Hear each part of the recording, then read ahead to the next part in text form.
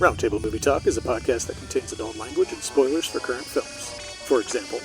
What the f*** was that? What was that, man? You've been warned. Get up on the mic like a 5 on a 50. Quickly avoid the hickeys and a buck tooth bitties. Wizards!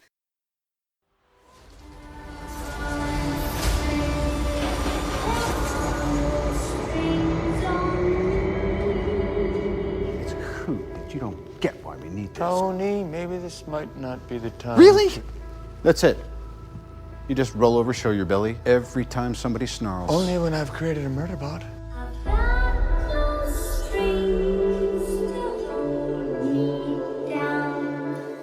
Welcome to Roundtable Movie Talk, episode 44, Avengers, Age of Ultron, which is really more like the bad week of Ultron.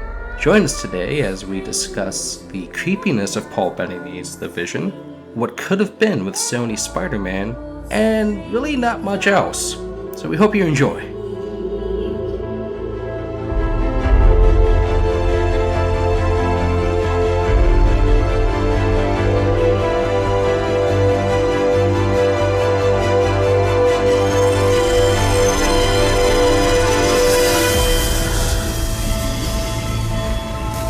How could you be worthy? You're all puppets, tangled in strings.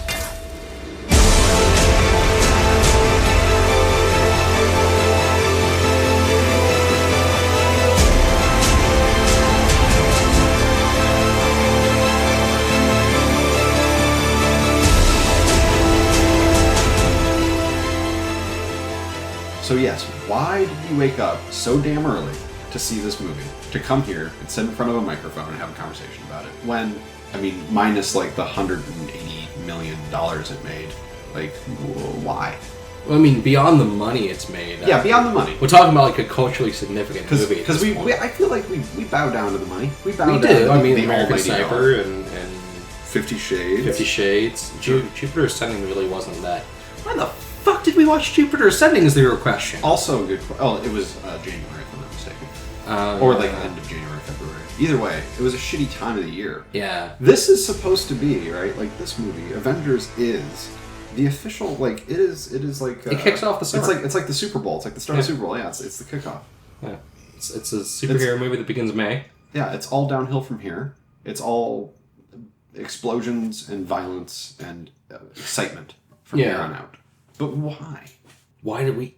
I liked the first one. Didn't you like the first one? I liked the first one too. It was a blast. Didn't you want to see the second one then? I did. But now, having saw it, all I can think is, why did we do it? I want to think... Because the movie could have used some alcohol. The movie could have used a lot of... It's so strange to see something... It's not a bad movie. Like don't get me wrong. Like, I don't hate it. Let's start here, right? Like, why is it that in something that is so jam-packed, like, it's brimming. Yeah. Quite literally brimming with characters, with action, with just a lot of stuff. But why is it in something that is so... It's like sausage style packed. Yeah. It is like tight. Why do I feel like there's something missing the whole entire time? Supposedly, there's an hour missing of this film. Right, I heard there were characters, there were people from like the tertiary, the secondary movies, right? Like Captain America. Well, I guess most of Captain's secondary characters were included, but there were other characters that were included that got scrapped. But even then, it still felt like both too much and too little, and not too little. Like it wasn't that there was like a person missing, but there was some sort of je ne sais quoi out there. It's like, so what made the first one look good? Like, because the first one, even story-wise, like, all the components to the first one are good. But, like, you take the second one without having seen it, just listing the story, kind of just listing what happens. And if somebody told me the synopsis to 1 and 2, I'd be like, 2 sounds so much better. It does. But, you know? Okay, well, let's think... And yet, there's something... Just, yeah, I think... lacking. I think the deal with 1 is that in 1, like, we understand... the villains in 1. Because it's Loki, and we've met him before. Yeah, and he's kind of like, we know who he is, and we know what's going on, and like, the whole thing makes sense. This is some shit that started a while ago with Thor and all that nonsense, and now it's like, those chickens are coming home to roost, and we need to like tie off this storyline. So after you have all of those I think I figured it out. So you have all those introductory tales. Yeah. In the first kind of series of Captain Americas and what have you. And then we get like this culmination. They're all together, they've assembled, they fight the big bad, they level New York, they win. Hooray. Here, it's like we start, they're already together, they're out in BFE, presumably with like the Captain America Winter Soldier hangover, kind of rooting out Hydra. rooting out the rest of Hydra, and I'm kind of like, I start underwhelmed, you know? I'm like, okay. Well, like, my question is like they just decided like we're real together now. Like there's no animosity. It's like Tony's PTSD is like gone. Well, that was gone in the third one. Well, he overcomes it. And I guess like the hangover of I still need to do more or whatever. But like it's still there, and we're finishing it off. Like the Ultron shit. Let me back up a little bit. My first question is, how the fuck did Hydra get the scepter? Because I don't remember when that happened. Well, okay, S.H.I.E.L.D. had it. S.H.I.E.L.D. had it. Okay. Did S.H.I.E.L.D. have it? They had to have. So, like, well, Avengers 1, he gets it back. Yep. They fight him. Yep. Black Widow gets it. Yep. She's all like, bam, bam, bam, close the gate. And I guess she gave it to S.H.I.E.L.D. Okay. And then I guess Hydra takes it because, oh my god, they were S.H.I.E.L.D. all along. Yeah. And Jesus, if you haven't realized that I spoil shit, like, what are you doing? And so I guess that's the explanation. Yeah. Okay, fine. I'm cool with that. Just don't remember seeing it.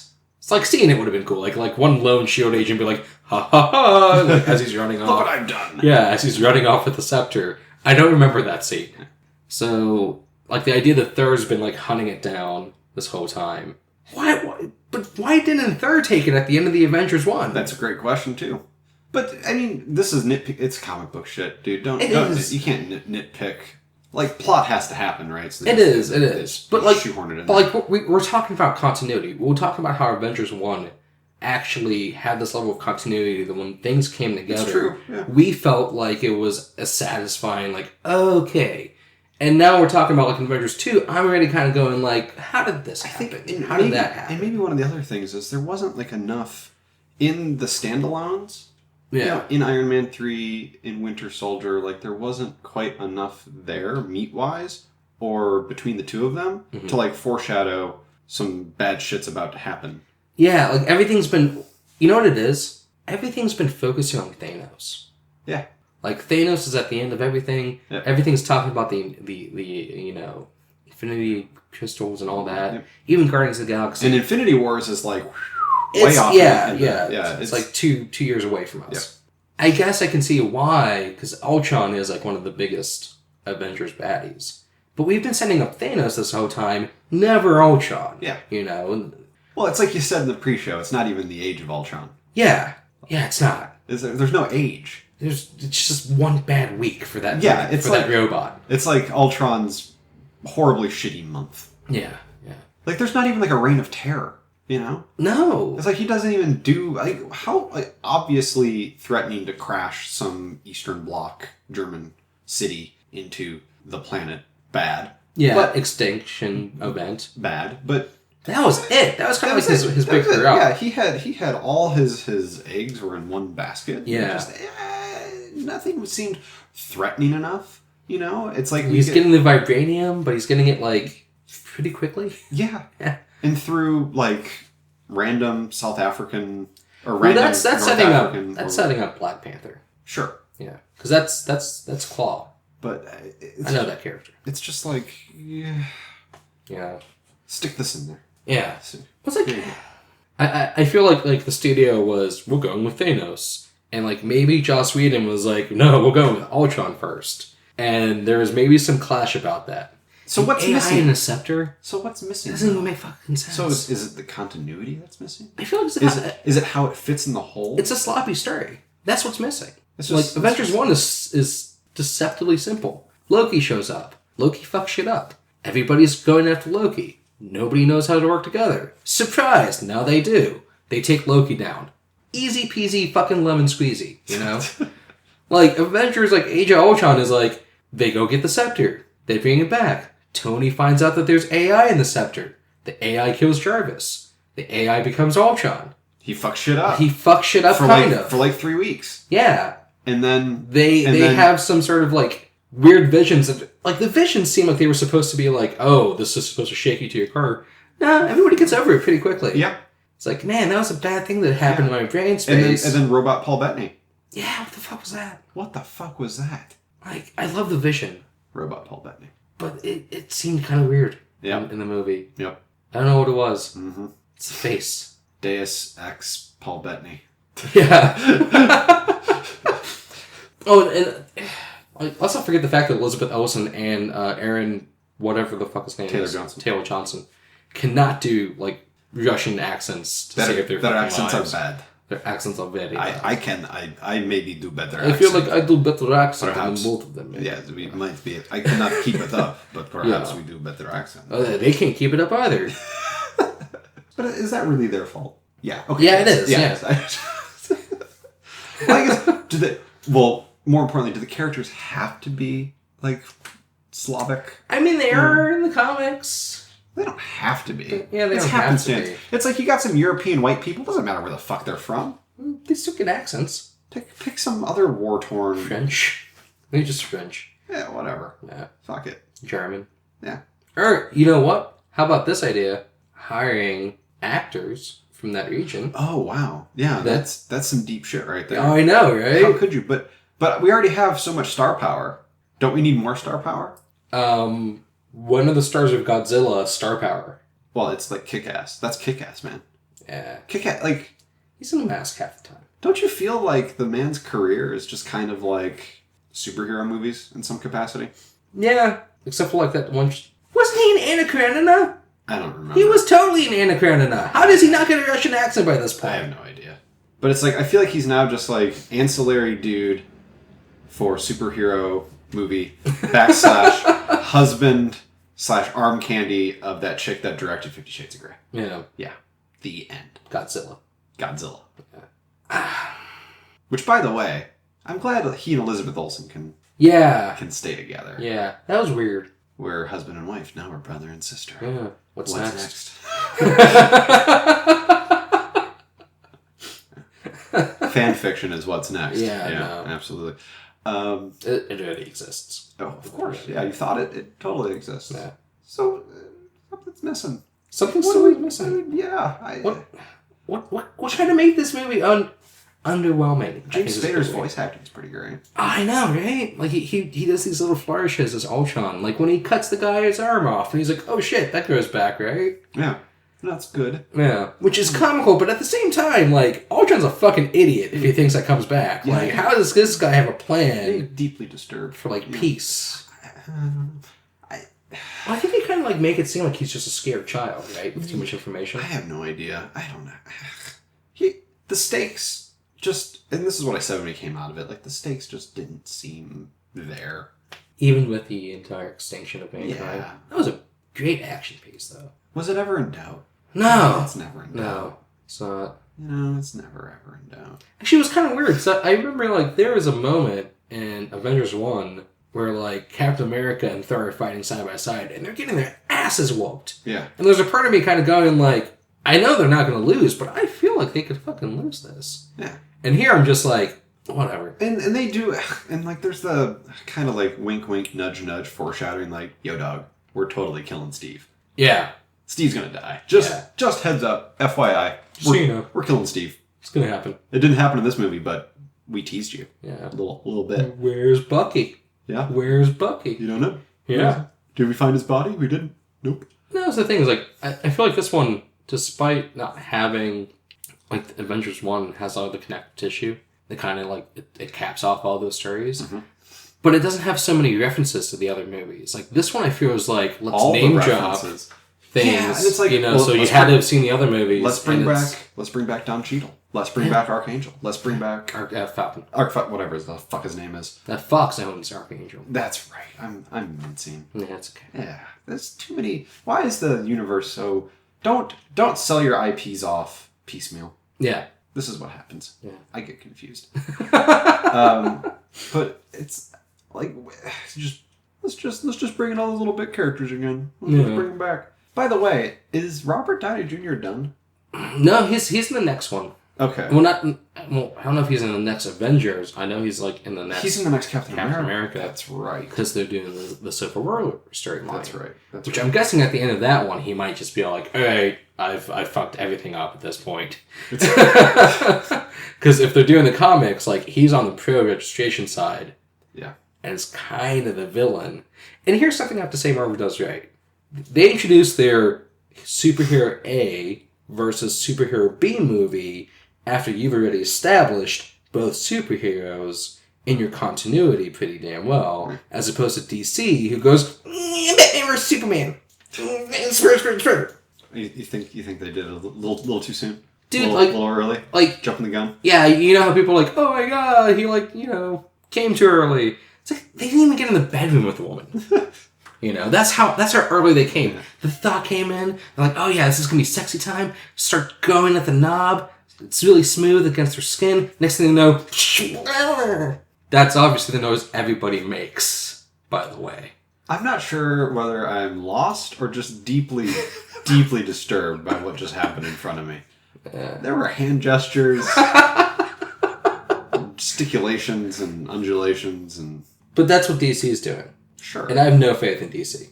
No one has any faith in DC. I mean, I'll give it this. Like, it's a solid movie. I could watch it again. I could even watch it on a plane. I have no compunction to watch any of... I wouldn't do it by choice. I think that's why I brought up the plane. Like, it's one of those movies that if I turn on the telly... There are no bad movies on a plane, Jim. You're stuck. Turbulence is a bad movie to show on a plane. Okay. Starring Jamie Lee Curtis and Ray Liotta, 1990, whatever. How do you feel? I think the ultimate was it Passenger 57. Yeah, that's the best plane movie. Because Wesley Snipes. The world needs more Wesley Snipes. Seriously though, there are no bad movies on a plane, minus Turbulence, evidently. Yeah, and like you can't say, "Oh, I'd watch this if I had nowhere else to go and nothing to do." Well, like if I turn the TV on and it's on, I'd watch it. No, I'd find something more pressing. Yeah? Yeah. Like the news? Like the news. Yeah, I think the news would be a better watch. Okay. I mean, did I enjoy myself? Sure. Like, yeah. I had fun. But the climax, the setups, the storylines, the fucking down on the farm with Hawkeye. I like that bit, actually. I was going to say that's one of the few things I enjoyed in this movie was Hawkeye. We need to make him relevant because he's like a normal guy with no tie-in to any of these people. He gets the best moments, He does have the best moments. When he's looking at Quicksilver and he's all like, I could just kill him. I could just kill him right here on the spot and nobody would know. Yep. And I'm like, I fucking love you because I'm thinking the same thing, right? Yeah. And then he dies. Yeah. Quicksilver dies. And I didn't feel jack and shit at that point. I never liked it to begin with. Yeah. And it's kind of not even that interesting. Yeah. Yeah. But I just don't know what's missing. But we both agree there's something missing here. Yeah. It's not a gem. No, it's just... Here's the thing. At some point in time, you have to ask yourself, like, is Marvel out there making, like, good stories, good movies? Are they entertaining us? Mm-hmm. Are they taking us somewhere? Is it leading up to something? Or are they just out there printing money? I don't know. Because, like, it is kind of hit or miss, right? Like, Iron Man 2 wasn't that great. I feel a lot of the same things that I felt with Iron Man 2. You feel coming out of Age of Ultron, or Ultron's Bad Week. I like that title better. Ultron's terrible Fortnite. Yeah. But, like, Ultron's Iron Man really 2, bad fiscal quarter. Yeah. It's like, no profit whatsoever. We are totally in the red. Yeah. This is not good. Mm. But, I also like the way he died. The way they offed him. Ultron? Yeah, it seemed anticlimactic as well. Which offing? Because I feel like he dies a couple times. Well, it's like the main offing. Like, so there's obviously the main body, even if he controls all the other Ultrons, there's still, like, Ultron Prime body. Okay. And that's the one that we just, that's our Ultron. That's our, our Ultron. Yeah. That's the world's Ultron. Yeah. And when he gets thrown out of the plane and then crashes and all that stuff, and then... Scarlet Witch pulls his heart out, man. Yeah. Yeah. I wasn't feeling it. No? Nah. Or when the Vision decides to, like, VoIP laser him. Also not that great. Not that great. Mostly because also the Vision's like, I actually forgot, like, most of the Vision's powers. And then I was like, oh yeah, the Vision's powers have always been whatever the fuck I need them to be at the moment. Yeah. Which is totally, like, I'm no interest. I told you, Deus Ex Paul Bettany. Yeah. So... I always He's even got the hammer. I always take solace with characters like that because they're just... It's part of the reason why it's so difficult to make, like, good Superman movies. Is, like, how do you have someone that's kind of everything, you know? Give him Lex Luthor. Right, but... You give the best on Earth the best that humanity has to offer. Because here's the thing. Lex Luthor is, and has always been, the actual best that humanity has to offer. Sure.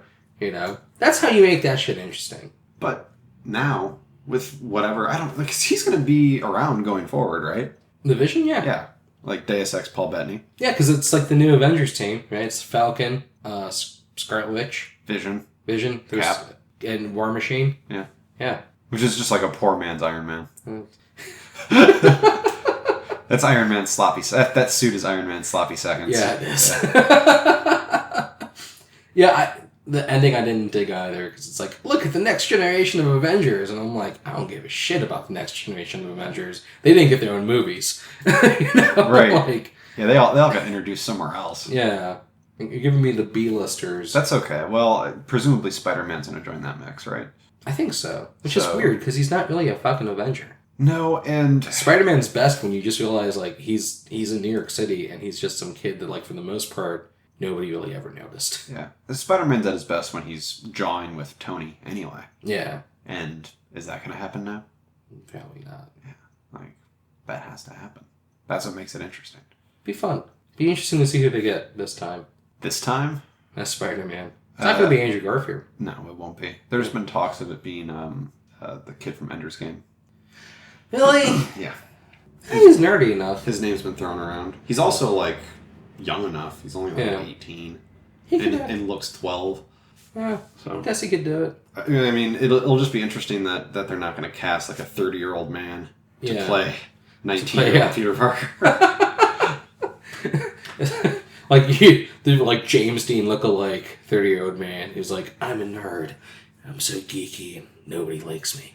Yeah. No my, woman here can even look at me. With my fantastic bone structure. Yeah. And my... perfect hair. My fantastic hair and my very athletic build. Yeah. That seems to be effortless. Like, I just woke up like this.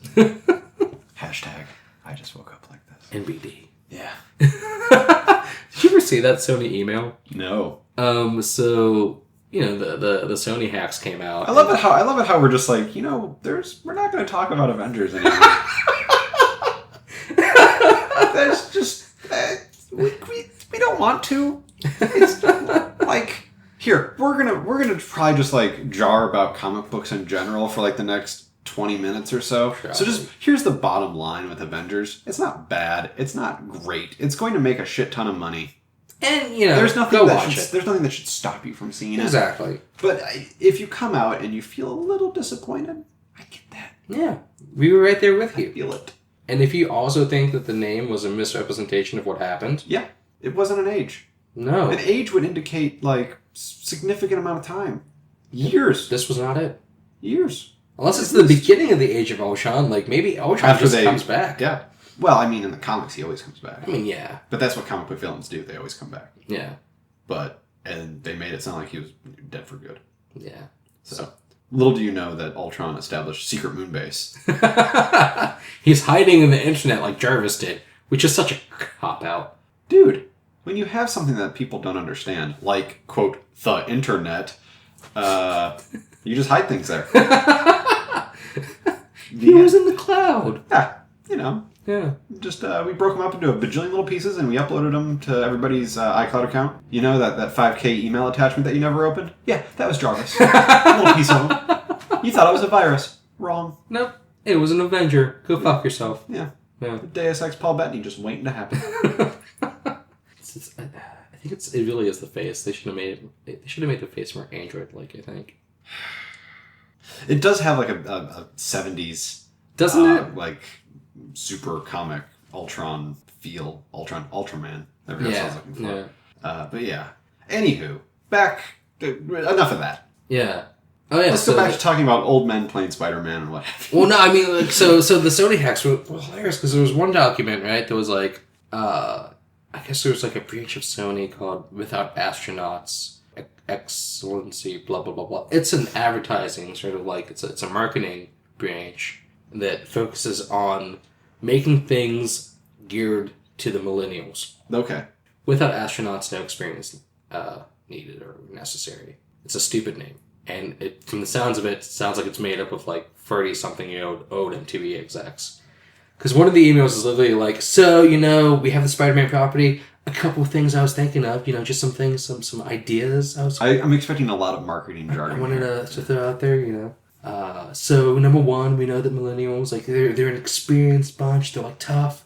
They love EDM. They love going out and doing things like CrossFit and, like, rough, tough motor and shit like that. And, like, they're vegans, so, like, really health conscious. But, they try not to be full of themselves. So they do this, like, humble brag thing. So, like, what if we have, like, Peter Parker, like, he loves Skrillex. And, what? He spends his weekends doing these, like, tough mudder CrossFit things. And he's a vegan. And he, like, it's like, does all this stuff. And he's like, NBD, because that's what the kids say now. Like, no big deal. Whatever. I did it. I saved a town. NBD, bro. Like, I think that would really make Spider-Man cool and fresh. A giant cultural cliche. Yeah. Awesome. Yeah, and it was just this long email, like, make him like Skrillex, make him be into CrossFit. Do you feel like this was like a 40 to 50-year-old man who has like a 13-year-old, 14-year-old son? Yeah. And was like, I'm just gonna go like raid this kid's iPhone. there was the Snapchat. Everything in his iPhone is now gonna be Spider-Man. Yeah. It was the idea of, like, you can do this thing on Snapchat where you have a Snapchat party of up to 6 people, and it's kind of really cool because it makes you feel like a VIP. We could do that with Spider-Man, where you get invited to be part of, like, his Snapchat. And I'm like, this is awful. This is terrible. Is this really where we're headed? Is this what have we finally reaped the future that we've been sowing for all these years?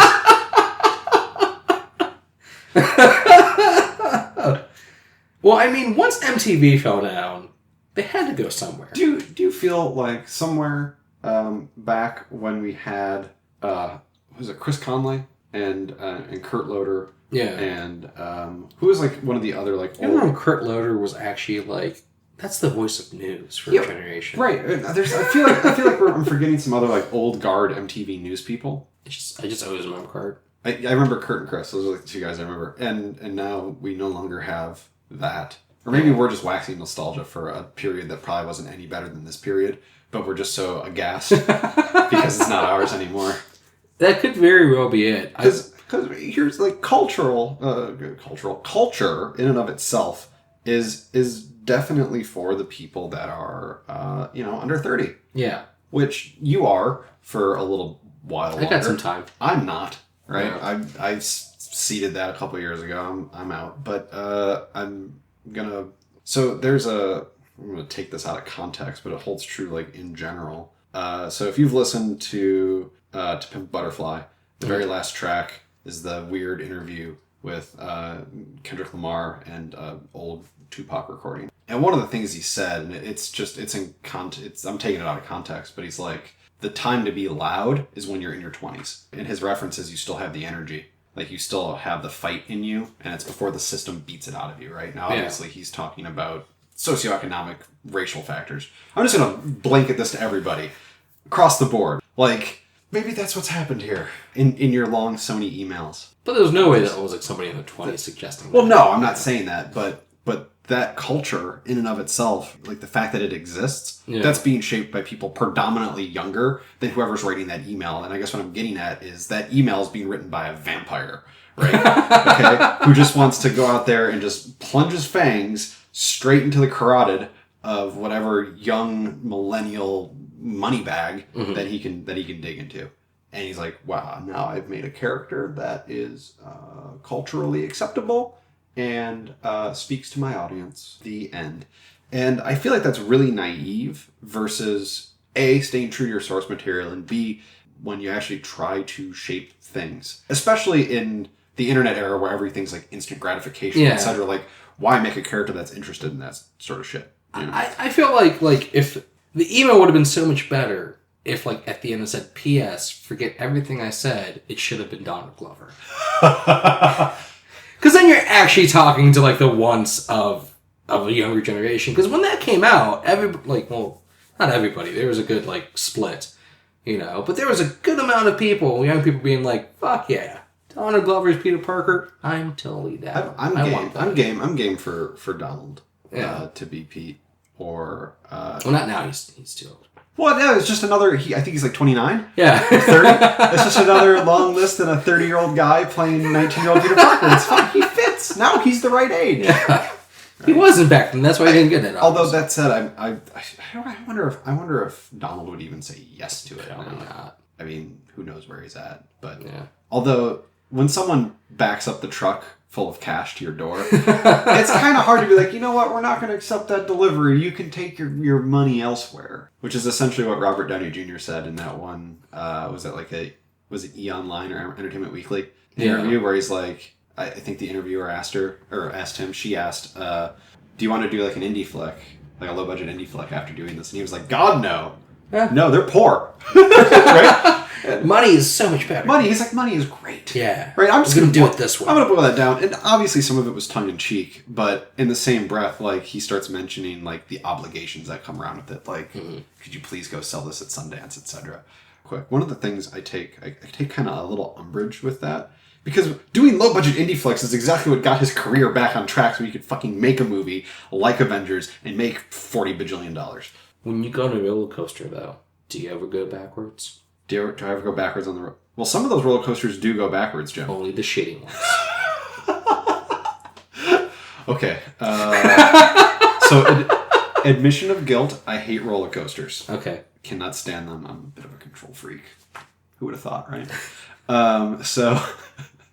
So I've never been on a roller coaster. I've been on a roller coaster once when I was like 12. I hated it. It was like the worst experience. Which one? It was at Cedar Point. My legs dangled off of it. I don't remember. Anyway. What the fuck is Cedar Point? Michigan? Cedar Point's in Ohio. Ohio? Yeah, it's in Ohio. It's like the largest amusement park in the Midwest. Dude, get with it. Fuck, man. There's only like a few amusement parks I can name off the top of my head. And some of them stopped existing because I guess Paramount Parks are no longer a thing. Yeah. Either way, this wasn't some Six Flags, clone it, put it everywhere thing. No. Cedar Point. Folks from the Midwest, folks from Ohio, Indiana, Michigan, maybe even Illinois, they know what I'm talking about. They understand. I would imagine South, like Kentucky. And your feet just dangled off? Yeah, my feet dangled off. I hate that feeling. Yeah. I think it was called like the Raptor. That's what I think it was called. And it went really fast. Like Dinosaur Raptor or like Bird of Prey? Bird of Prey. That makes more sense. Yeah. And it didn't go upside down or anything. I mean, it got pretty side. Why am I tired of this fucking roller coaster? This is so... God. All I know is that Robert Downey Jr. owes his career revival after he gets drunk and wanders through people's homes to doing low-budget indie shit. Like, shouldn't you give back a little? And I'm not saying, like, go make another Two Girls and a Guy, which is like a one-act play with Heather Graham that was probably made for, like, $1 million or less. He can give back by financing. Yeah, sure, finance. No, I think... Some of that Tony Stark money. Some of that Tony Stark money. Yeah, sprinkle that Tony Stark money around. You know, who's the guy that directed Kiss Kiss Bang Bang? Shane Black. There we go. And he did Iron Man 3. Yeah, call Shane Black again and be like, yo, dog, so the Iron Man thing happened, right? You made a boatload of money. I made a boatload of money. Let's go do something, like, let's call it Val Kilmer again. Let's go make something funny. Click. No more. Let's get out of the suit, man. He tried a few, though, didn't he? Like, he did the movie with Zach Galifianakis that was like an indie comedy. Yeah, and then there was the lawyer. Yeah. Or whatever, like with things. Robert Duvall. I think he might be doing the smart thing where it's like, let me take the guaranteed paycheck, and then I get to do whatever I want. And if it's indie, that's cool. But don't you risk, not indie, don't you that's risk fine. becoming Harrison Ford, though? No, he's not grumpy enough yet. Okay. But it's like Harrison Ford had boatloads of money, and then after, like, Clear and Present Danger... Do you see Robert Downey Jr. making a movie existence. with Josh Hartnett? No, I don't. Do you see him making a movie with Rachel McAdams? I see where you're going, no. I mean, Actually, maybe. that's bullshit Maybe, because she was he already did. I trapped did. you. But yeah, you see where I'm going. Like, he's not Harrison Ford yet. Okay. He's not there yet. I think he has what it takes to kind of like take the bucket loads and be like, okay, security, weird thing. Security, weird thing. I don't know. I know the guy can act.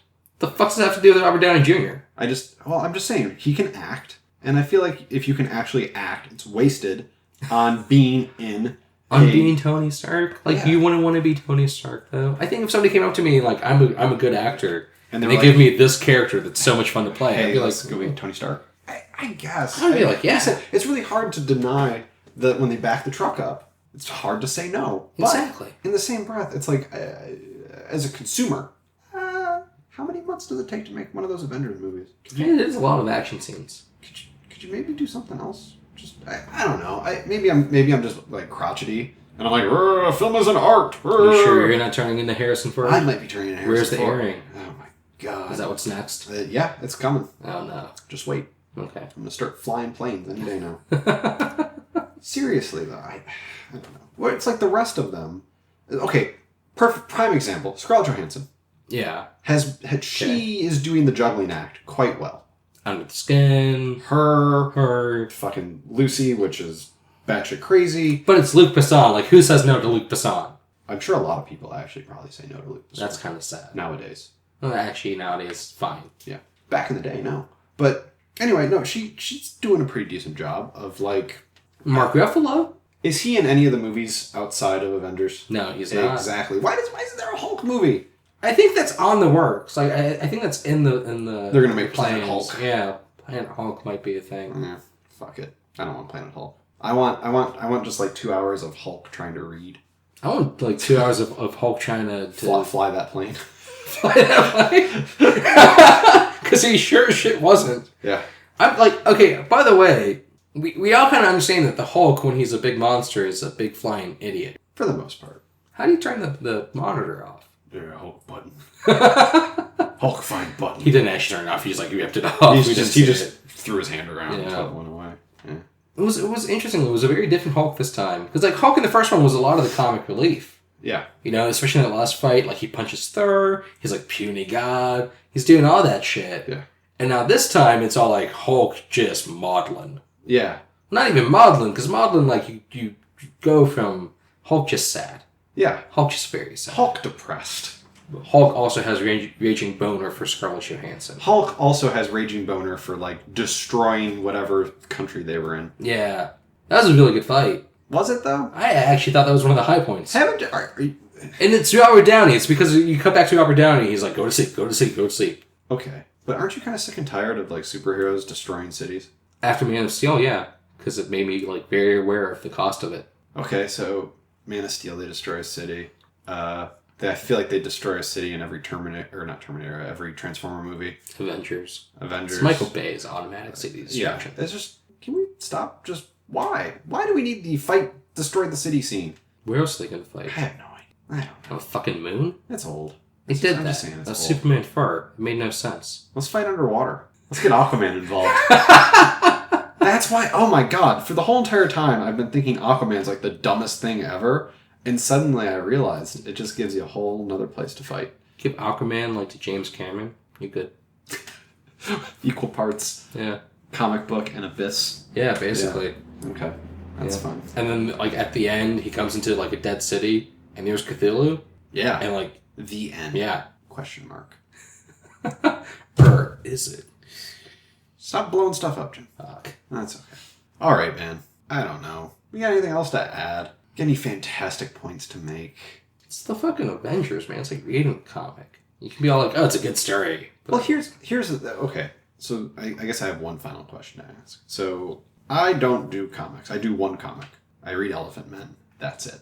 I do comics. You do comics. I know if Bishop was here, he is comics. Yeah. Like, is there anything that having either familiarity with the comic universe or the Ultron story in general, like, am I missing something? Because a part of me, like, whenever I come out of a movie like this and I'm like, well, something's not right, like, is it just the fact that I don't know enough going in? Or... Well, what do you know about Ultron?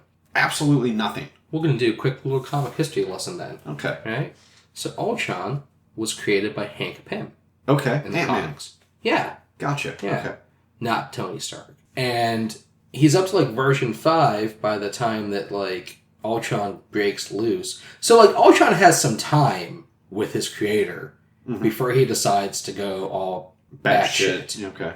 and get out there, you know? So it's like he has enough time to age. Yeah, and have an age of Ultron. Yeah, and actually, like, come into his own. Instead of kind of being very childlike. And Okay. yeah. So far, so good. And so he breaks out, hypnotizes Hank Pym to forget that he ever created Ultron, Okay, awesome. becomes the Crimson Cowl, which is like this guy in a Crimson Cowl, and is a supervillain, frames Jarvis for being the Crimson Cowl, Okay. is then revealed to be the Crimson Cowl, and then just becomes a thorn in the Avengers side for like 50-something iterations. Why didn't we get that instead? Because Hank Pym's not in the Avengers. So? Okay, well, correct me if I'm wrong, but, so Hank Pym, that goes, like, way back, right? So couldn't you have just written it that, like, he knew Tony's dad? Yeah. And that this And is, Ultron's been around since Tony's dad's died. And, like, Ultron's been, like, kicking around in, like, the Stark servers or whatever? Yeah. I don't know, isn't that better? It is, actually. It would have been a lot better, because, like, this doesn't feel natural at all. It's like, Ultron is an AI that's in the Scepter, which, by the way, in the first movie, they have all this time with, and not once figure that out. Like, they don't ever have a point where, like, oh, by the way, the Scepter is actually really advanced intelligence. That explains its magical... Yeah, that fucking doesn't explain shit. You know? We get to the second movie, and it's all of a sudden, whoop, Ultron's in there. That makes no... Like, it's weak sauce. The origin of Ultron in this movie is absolute weak sauce. It's some code Tony had been working on, plus alien technology. Yeah. Equals Ultron. Equals James Spader. I'm cool with the James Spader part. I like James Spader. Yeah. But you know what else kind of sucked about this movie is, like, I'd actually seen a bunch of things online, you know, that they would crop up before, like, YouTube videos and stuff, like the TV spots. Mm-hmm. They gave away most of the fucking movie. like a lot of the really cool points where I would have been like, ooh, I had seen already. And it's one of the few times that actually affected my enjoyment of watching a movie. Because that didn't really happen with the Avengers. The Avengers is like, I know what the Avengers is, and I'm going in pretty blind. Yeah. Yeah, it's kind of like the whole look at my muscles thing with Lost River. Yeah! He never once said, look at my muscles. It made me really sad inside. Exactly.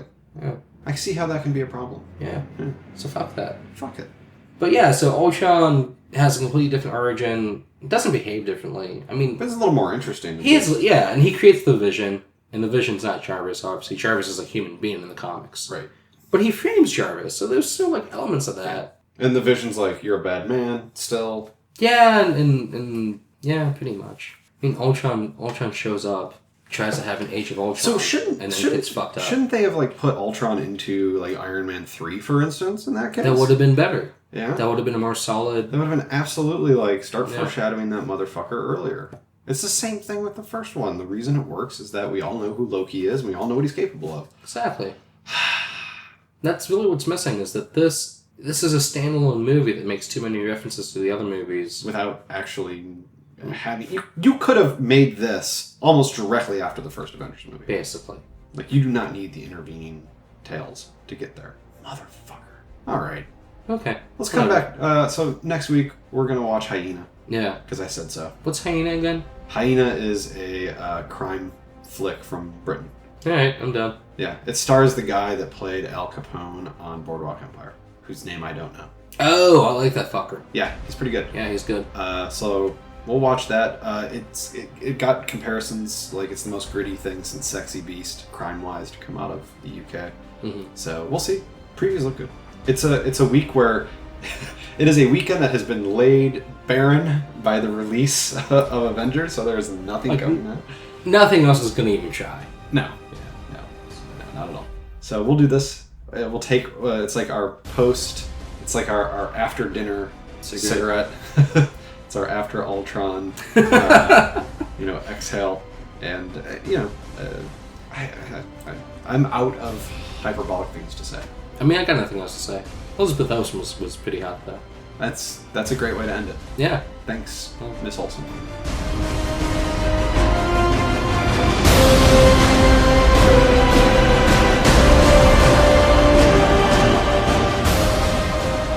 Thank you for listening to Roundtable Movie Talk. For more, find us on Facebook or iTunes, or get us on Twitter at RT Movie Talk. And don't forget to rate and subscribe. Thanks.